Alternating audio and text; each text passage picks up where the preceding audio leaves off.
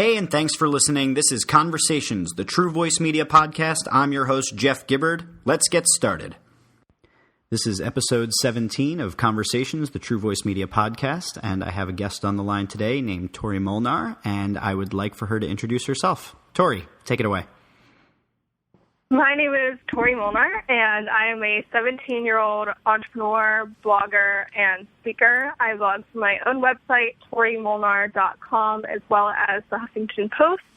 And right now I have two ventures that I'm currently working on. The first is Utoria. It's an entrepreneurial community for young women where we give them all of the knowledge, tools, and resources they need to be successful. And then Bars and Bites is an online retail store where we curate the best of the best bars and snack products that are all natural and really good for you and exclusively from small producers all over the United States. I'm having deja vu right now because Tori and I met at the Shank Minds Mastermind event, and actually the last podcast was with Peter Shankman. So you follow it up nicely because we can kind of move right into that. But when we spoke at that event, I had this feeling of, oh my God, what am I doing with my life? This girl is 17 and is so ambitious and has done so much, and I'm having that feeling again. You know, normally I feel like fairly successful, and I feel like I've gone about it right, but for God's sakes, you're just so ambitious. So one of the reasons I wanted to bring you onto the podcast, I mean, for many reasons, but some of the listeners who listen to the True Voice Media podcast are people that are interested in entrepreneurialism. Some of them are interested in social media and social business and all sorts of concepts like that. And I think one of the things that's nice for people to hear is that at 17, you're already doing all of these things. But I think even more interesting is if we go back and talk about some of your earlier stories. I was just fascinated sitting there listening to kind of how your entrepreneurial path was laid out in front of you and how you kind of just grabbed the bull by the horns at a very young age. Can you tell us where your entrepreneurial spirit started? Can you talk a little bit about the early days of Tori? Yeah, so I would say the first time I ever took up an interest in entrepreneurship or starting a business, I was only 4 years old, and my grandma owned a flea market of sorts, and I saw everyone coming into the flea market every weekend and, setting up their knickknacks and their food and whatever goods they had to sell, and I decided that I wanted to be able to do that as well. So I convinced my mom to help me make some business cards and go to a local wholesale club and buy some inventory. And one weekend I decided to set up this candy stand at my grandma's open-air flea market. And I remember going around to all the vendors and handing out my business cards and asking them to come buy for me.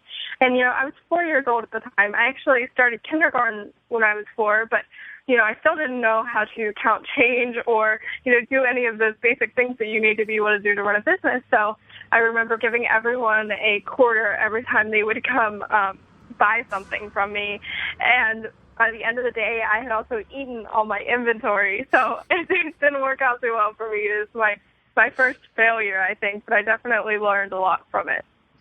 Wow. At 4 you learned don't eat all of your inventory. Yeah, and know how to count change. Yeah, and know how to count. An early lesson in finance. See, another one that I learned far too late in life. I had to get an MBA to get to that point. So your first venture was selling candy rather unsuccessfully at an open-air flea market and giving everybody a quarter back. What came next? How did you? What was the next step in your journey? I would say all throughout elementary school and middle school, I would keep these binders, and I would write business plans, and then I would add them to these binders and binders of business ideas that I had. And it would just be simple things like, okay, here's what I'm going to sell, here's who I'm going to sell it to, here's how much I'm going to sell it for, here's how I'm going to make money from it. And, all of these different little details, and I would put them all into a binder. And I would say once I got to middle school, I started realizing that I could actually make money off of my friends, basically. And I started a gossip magazine in school where I would actually allow my friends to submit anonymous articles to me for $1. And then Thursday night, I would go home, and at the time, my grandma still had one of those big, monitor computers at home, and I would go and I would sit on Microsoft Word, and I would type out all the articles, and then I would, make a cute cover page, and then I'd print them all out, and I'd print out, 20, 30 copies, and I'd take them all to school, and then I'd sell each copy for $1. So I would say I probably did that for about a month before the principal caught us, and I got in a little bit of trouble for that one. But I made a lot of money while I did it, and that was totally fun. And I sold cookies, and I did friendship bracelets, and, whatever else I could possibly think of, you name it, I did it. And then when I got to high school, it was funny because I actually started helping my friends start businesses, because the summer of my 8th grade year was when I came up with the idea for Utoria. So when I started telling my friends about it, they were like, we didn't even know it was possible to start a real business. Like, we know you've been selling friendship bracelets and cookies, but now you're, like, doing this thing, and it's, like, so legit. And I was like, yeah, and, I can help you do this, too. So we started using all these school resources to start businesses. And when I was in school, I was failing, and instead of doing my schoolwork in school, I was actually using school computers and paper and all the school supplies to actually help everyone start businesses while I was there. So the principal wasn't too happy about that either. So I would say in the 3 months or 4 months that I was actually in traditional public high school, I probably got expelled almost 3 times for business-related things. That is absolutely hysterical. And I just want to back up real quick, because you said something that I think is so... I don't even know. It's like, it's almost just profound. You said you were failing and using all of the school resources to start businesses and help other people start businesses. And to me, that doesn't sound like failing. That sounds like they're failing you, because the ambition that you had to go and do these things, the education system wasn't designed for people like you to come into that system and basically decide to pave your own way. So it's really funny that, like, to a certain extent, you're being graded and judged, and the grades you're pulling in indicate that you are failing. But indeed, like, what's really happening is that you're going out there and you're helping to potentially create the next great wave of entrepreneurs by helping people understand how to start businesses. So it's just really funny that that's kind of like the language around it, is that you were failing, but really I would say that you were succeeding. Yeah, definitely. And the funny thing is, after I left public high school, I went to a school called PA Cyber, and it's a virtual charter school in Pennsylvania, and I started going to school there, and it allowed me the freedom to travel more, to work on my business more. As much as it's still school where we have to go do schoolwork, it's definitely allowed me a lot more freedom to do the things that I'm truly passionate about. And I have to give a lot of credit for them, because they gave me credits towards graduating for actually running my business. So that was really cool as well. That's outstanding. Was that out of necessity because basically the public school thing wasn't working anymore, or was that something you kind of sought out and, talked with your parents about so that you could go be somewhere that was more, friendly to your ambitions? Yeah, so I had actually been trying to convince my parents to let me do it all throughout middle school.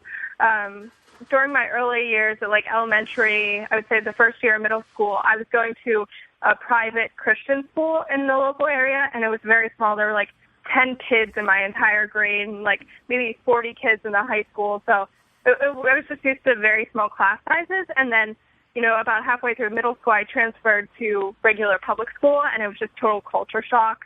And all of those kids had grown up together because we live in a small town and everyone knew each other, and I was just kind of the new girl, and I always felt left out, especially because I was so different from growing up in Christian school. So I had been begging my parents to let me do homeschool/cyber school for years. And then when I actually decided to start my business and we started having these problems with my high school where my principal was threatening to expel me, and then we were having truancy issues because I was traveling too much for my business, and all of these things started coming up, and then my mom really started strongly considering cyber school in about 3-4 months, and we decided to make the shift. That's fantastic. I mean, I think that it's really nice that, that the world has kind of evolved in such a way that now there are those kind of options. I mean, homeschool has obviously been an option for a while, but to have all of the information that's available to us on the web, realistically for someone like yourself who has so much ambition and so many ideas, and you're already starting businesses and traveling, I mean, it makes sense for you to kind of take a more non-traditional route. because obviously, I've interacted with you and you're obviously personal enough, and I don't think that you're going to suffer in interpersonal skills as, from not being in public school or in a traditional school setting. So I think, it's really nice that we now have these options that people can go a more non-traditional route. Yeah, I would say hanging out with people like Peter Shankman is definitely a whole lot better than hanging out with a bunch of high schoolers. Wow. I'm so going to pull that out and make it the tweet of this entire episode. That's fantastic. Well, let's back up for a second. I want to ask you about, because we talked a little bit about the stories of your early entrepreneur spirit, but where did it come from? I mean, how did this all come about? I mean, was there somebody in your world that you kind of admired and looked up to and saw as this entrepreneurial person? Was this something that you just feel like you were kind of born with? Did you, for some reason feel the need to cultivate it? Was like an itch you needed to scratch? Like, where did it come from for you? And can you point to anything in particular that kind of unleashed that fire in you outside of eating all of your candy inventory? I would say growing up, my mom was an entrepreneur, my stepdad was an entrepreneur, my grandparents, my aunts and uncles, everyone in my world were entrepreneurs. No one really had that regular 9-to-5 job experience. So where most kids grow up and they think, okay, I'm going to grow up, I'm going to go to college, and I'm going to get a job, that was never really seen as an option for me because I didn't grow up in that type of environment. So I just always assumed that I would grow up to be an entrepreneur. But then I found a particular interest in the business world itself, and I really love, watching entrepreneurship trends. And I would go into businesses and kind of like pick them apart. And when I went into restaurants, I saw like how to dress their wait staff or what their menu looked like or what the customer service was like. And I always did that growing up. And at 12 years old, I started studying Forbes magazine, and I made my mom subscribe to it for me. And I would literally read every issue to cover. And I started reading business books around 10, 11 years old. And I was always consuming all of these things because I just found it so interesting and intriguing. And so when I came up with the idea to start Utoria, where we could actually teach young women about entrepreneurship and the value of it and actually how to do it successfully, it just seemed like the perfect fit for me. No disrespect to anybody else that's been on this podcast, but I mean, the fact that you are talking about all the things, the hard work that you've put in already at 17, I mean, it's inspiring. And I hope that everybody listening here, gets something from just hearing like what you put into it naturally. Because I think your success and the path that you're on is a product of all of that hard work that you've put in there. So let's talk about My Utoria, and let's talk about, what you're doing with that, what you see the vision of that being, how the idea formed, everything. Tell everybody, talk a little bit about what that is all about. Yes. So when I was 13 going on 14, my mom brought home a book called Miracles Happen, and it was about Mary Kay Ash and how she started her company, Mary Kay. Today, Mary Kay is like the third largest direct selling company in the world or something crazy of that nature. And she really built this empire. And in the book, she talked about how she didn't just want to start a company to sell beauty products or make money. She really wanted to start this beauty company that would empower young women to be more confident, to feel more beautiful, to raise their self-esteem, but not only to do that for themselves, but to help other women do that. And I thought that was really amazing. And so when I read this book and I thought, if Mary Kay could do this for women of the 1960s, why can't I do this for young women of the 21st century who really need it more than ever? And so that's where the original idea came from. So originally, Utoria turned into this direct selling company, and I started with $20,000. My dad died when I was 18 months old, so I've gotten survivor's benefits for most of my life.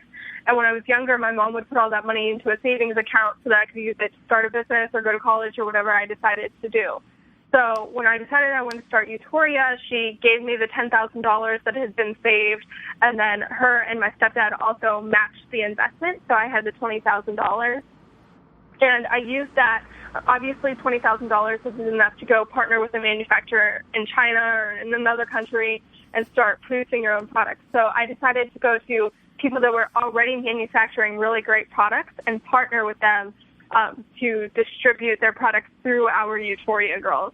And without knowing that, this ended up becoming one of the biggest part of Utoria's model because the girls become really passionate about these entrepreneurs that they're supporting and the products that they're selling. So we started focusing on products that were exclusively from small businesses.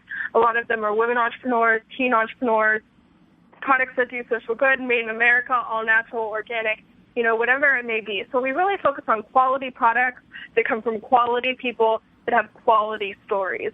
And that's what Utoria is really all about.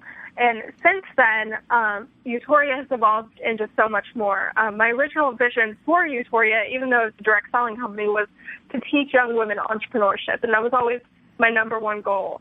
So now, as we are rebuilding the direct selling company, well, I guess first of all, I should say that when we soft launched in 2011, we had 5 girls in my local area, and we would go to Panera every Sunday, and I would train them how to sell products and market themselves and conduct themselves on social media and all these things they need to run their business. And within 6 to 8 weeks, we actually had 250 girls on a waiting list. We couldn't keep products in stock, and the company was on the verge of imploding. I was getting national media coverage and being featured on podcasts and magazines and news shows and all kinds of things. So we had to shut the company down and rebuild from the ground up. So now, since we have been rebuilding the model, we've also added a component where there's an online and offline community that girls can join for a small monthly fee, where they can get access to training and videos and meetups and webcasts and everything that they could possibly need to learn and grow their business. And so that will be step one, and then we will kind of transition back into the direct selling model. But what I love about that community is that you no longer have to sell products that Utoria provides to you to be a Utoria girl. You can simply be a young woman who already has an idea or already has a product, and you can join the community and benefit from all of these resources and tools that we are creating without actually having to buy into the Utoria direct selling model. So I would kind of say that's where Utoria is today. Okay. That's amazing. Let me ask you a little bit about the work that you're doing to help, create these young women entrepreneurs. A couple of things I want to just ask you about with regard to your own experience in entrepreneurship and how you're kind of passing that along. The first question I would have for you, I'm going to ask you 2 questions. The first one is going to be, what is it that about entrepreneurship that you think really draws you to it? Is it things like not having a boss or having autonomy? Is it things like you just want to be able to have no limit on the profit that you can create? Is it problem solving? What kind of what draws you to it would be the number one thing, and is that part of the curriculum that you're passing on? And the second thing is, do you have any part of the curriculum or ways that you present the material where it would appeal to not just entrepreneurs and people who kind of want to set up their own thing, but maybe to people who are more what we call intrapreneurs, and that they're trying to become more entrepreneurial but inside of another business? Do you have anything like that for maybe some of the girls who are going to be less interested in starting their own thing but more interested in being more effective in another person's company? So I'll answer your first question first. And I believe that you said, what draws me to entrepreneurship? Like, what's the number one thing? Yeah. So I would say there's so many things that draw me to entrepreneurship. Not having to have a boss is great. Being able to determine how much money I make is great. But I would say the main thing is that I truly believe that we are heading towards a freelancer economy. I would say in the next 20 years, maybe even less, we're going to be in an economy where everyone is their own boss, whether you are actually working for someone else or not. I love the freedom of entrepreneurship because I can easily go out and partner with companies and brands that I love and help them grow their business and, bring my skills to their company. But at the end of the day, I have the freedom to go work with another company that I love. And I love being able to make as much money as I want and travel as much as I want. And I honestly don't have a problem being in an environment where I have someone who's kind of superior to me. I went out at 15 and actually, after I started Utoria, went and got a job at a local bakery just so I could have that experience and see what it was like. And I didn't mind having a superior at all. I would say the one thing that I didn't like was the work environment, and it was a really eye-opening experience for me because it showed me not only do you have to care about your customers and what experience you're giving them, but you really have to care about your employees' experience too, because the environment there was kind of toxic because no one was happy with what they were doing. No one was passionate about it. So that was definitely huge for me. But I would say just the freedom to be able to create whatever kind of environment you want and create what kind of opportunities you want would be the number one tool for me. Okay. Fantastic. So what about entrepreneurship? I can't even believe when I'm talking to you some of the things that you say, because you're talking about things like employee engagement. I mean, you're talking about being passionate about the work that you have. You're obviously have a very keen insight on where things are going. It's actually been predicted that by 2020, 40% of the workforce will be freelance. I read a stat about that somewhere. I'll see if I can find it and cite it in the show notes. But you're absolutely right. There is this real trend and this push towards a more autonomous workforce. I think the economy crashing, we've seen the birth of many more 1099 subcontractors, and people are specifically as the millennial generation takes on more and more of the workforce, they have different values of what they're looking for. So freedom and autonomy are things that they're more interested in than necessarily stability or the illusion of stability of working for a company and going, 40 years with the company and getting the gold watch. Those days are kind of gone. So I think you're spot on.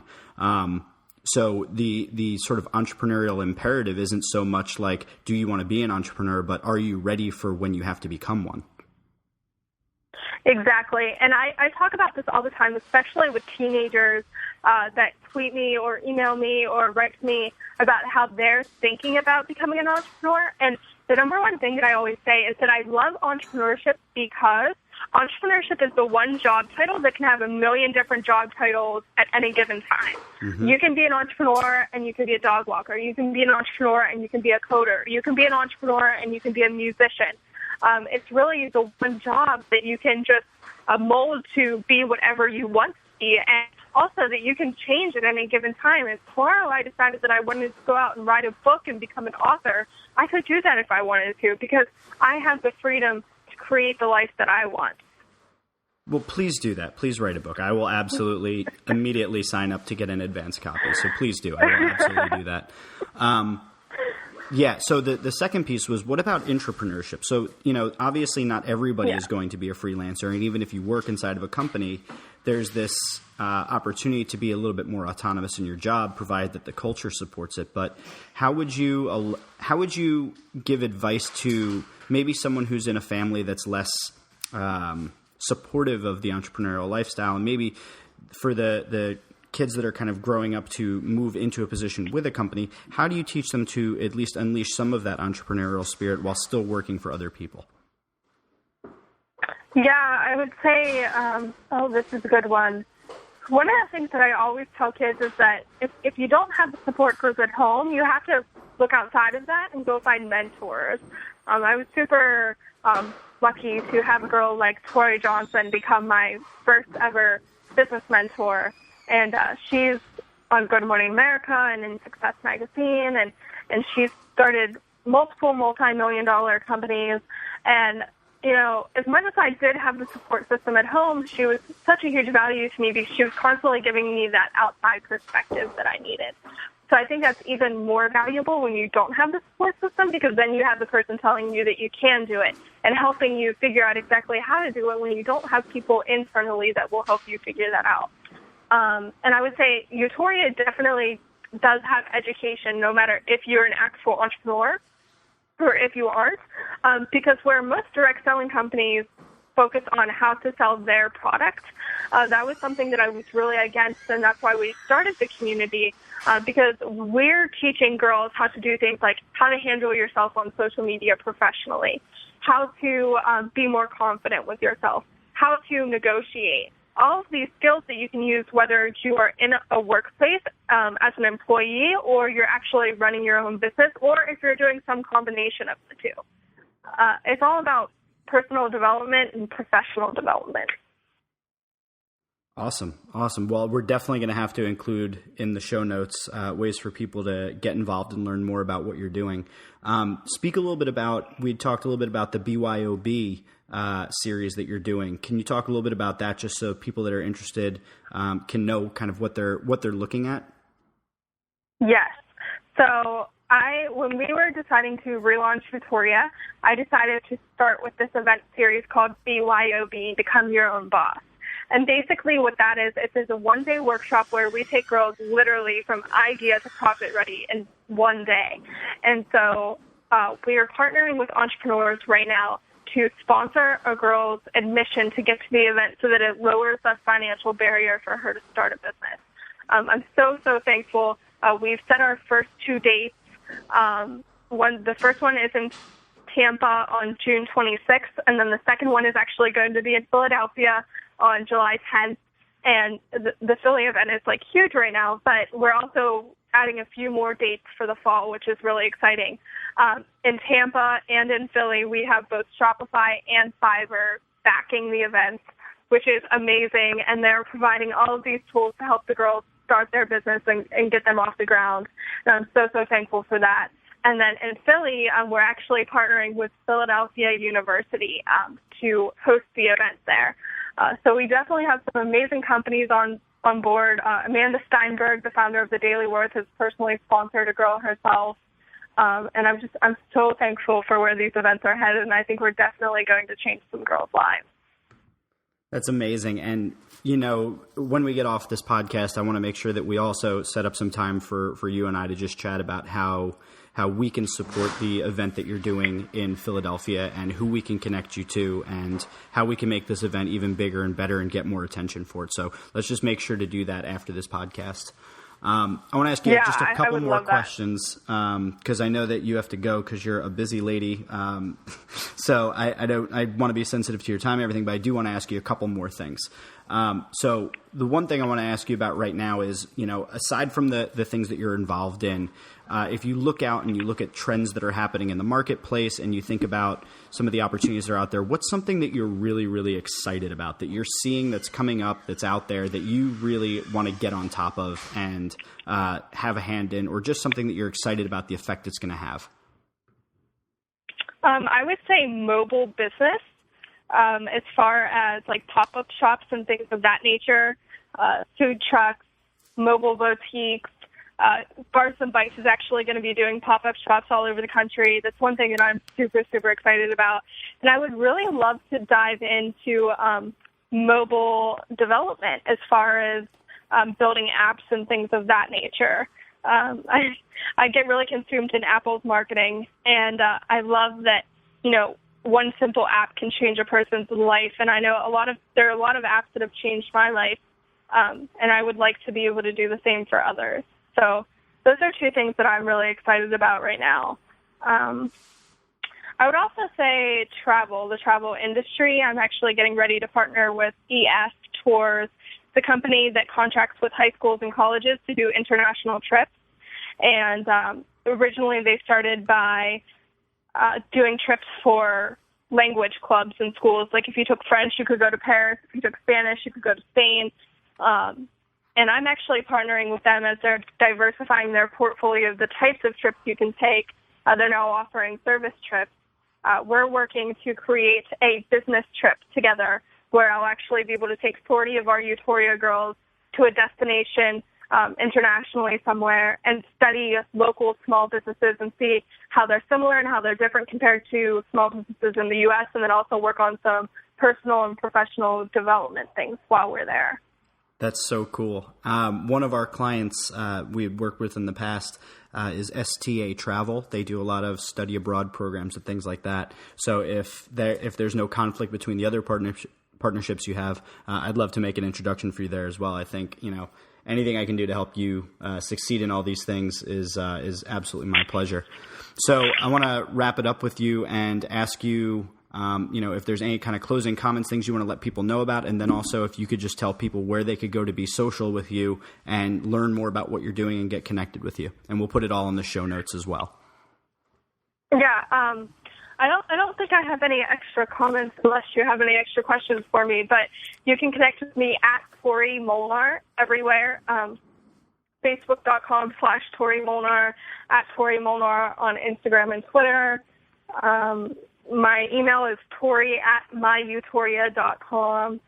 And my website is torimolnar.com, which I blog there and do some fun things there, too. So I would love if you guys followed me and checked out my website and added some comments. And I think that's all. Awesome. Well, I couldn't even tell you how much I appreciate you being on the show. I could seriously sit and talk to you for hours, but I know that you're busy and you have to run. So thank you for taking the time out of your schedule, and all the things you're doing I think are amazing, and you know that we've got your back, and we'd love to see you succeed and do everything that you ever dreamed of doing. So thank you for being on the show. I hope that the people listening were inspired by you and do take you up on reaching out to connect with you, and then in supporting you in any way that they can as well. Thank you so much. I had so much fun talking to you. Awesome. We'll talk again soon. Promise. All right. Take care, everyone out there. Thanks for listening. Thanks again for tuning in. We hope you enjoyed that episode of Conversations. Be sure to go over to iTunes or Stitcher and give us a rating. Tell us what you love about the show, what you hate about the show. And we hope you come back for our next episode. Take care.